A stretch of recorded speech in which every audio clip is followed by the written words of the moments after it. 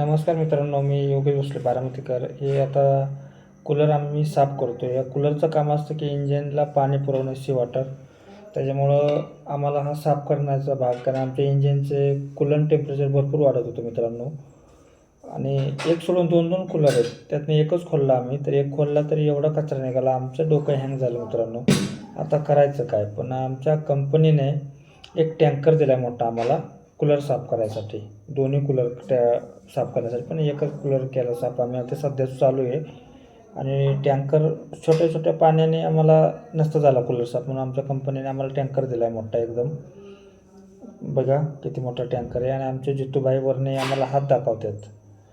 आणि त्याच्यानंतर बघा, एक कूलर झाला, एक पाय आमचे परत भैया आणि तमड़ू भैया. देखो तमड़ू भैया नया है बंदा, फिर भी अच्छा कूलर साफ किया उसने. उसको मालूम नहीं था, नया नया बंदा है हमारे जहाज़ पे वो। देखो, चलो ओके बाय।